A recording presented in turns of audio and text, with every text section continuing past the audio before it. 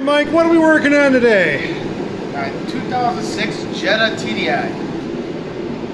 Alright, so we are replacing the O2 sensors in this 2000, what now? 2006. 2006 Volkswagen Jetta TDI. Now, your first O2 sensor is going to be located here in the engine bay. It is this guy right down here. Now, you're going to need to get yourself an O2 sensor socket.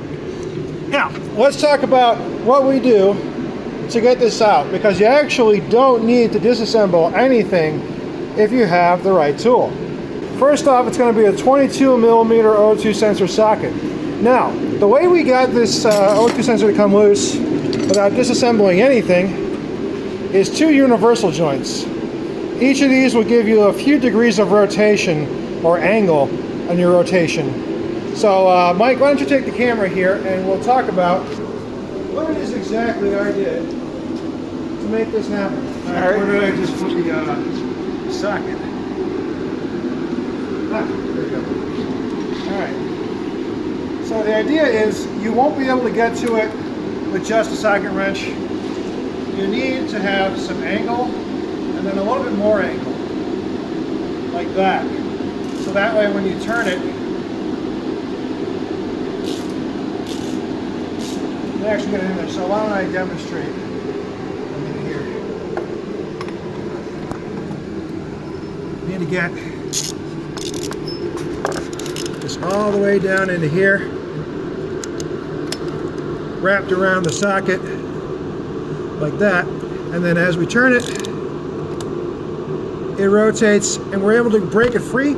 Once you break it free, it should come undone by hand. And then you can just unscrew it and put the new one in. So let's go ahead and do that. So we want to talk about how to get this cable out. So it's going to be held in by this little thing right here. Now to get this out, you just pry a screwdriver underneath it and you open up this clamshell. And then, as we were saying before, it should just unscrew by hand at this point. You're going to want to rotate the wires with it. You can feel it coming along here.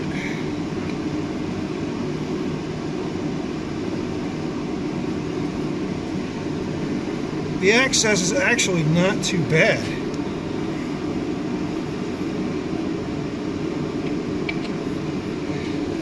And here we go.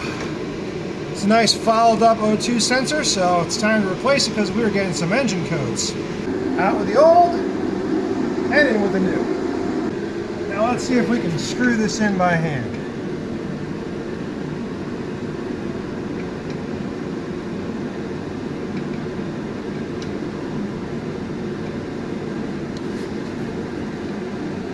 It's really just the wire that's the thing that gets in the way, but yeah, you can get it in by hand, and then we have a torque spec that we want to make sure we get. Now this actually came out really easily, which is unusual for this car because it's got 200 and what thousand miles? 200, almost 256,000 miles. 256,000 almost. All right, and we're like, she is in there. We're like 400 miles away. All right, so now we got to get ourselves a torque wrench. Now here's something to remember.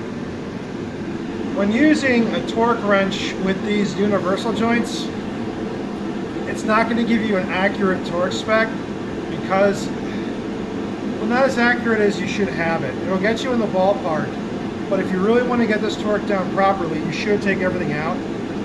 We're going to see what happens if we just use the universal joints with the torque wrench. Straighten this out as much as I can.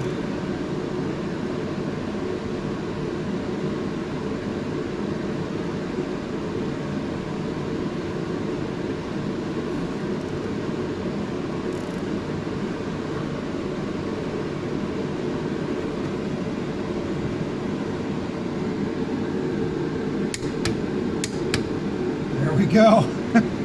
In theory, that should be the torque spec we need on this. I'm going to make sure the wires are good. Yeah. All right, so let's go ahead and plug this in and see what happens with that code.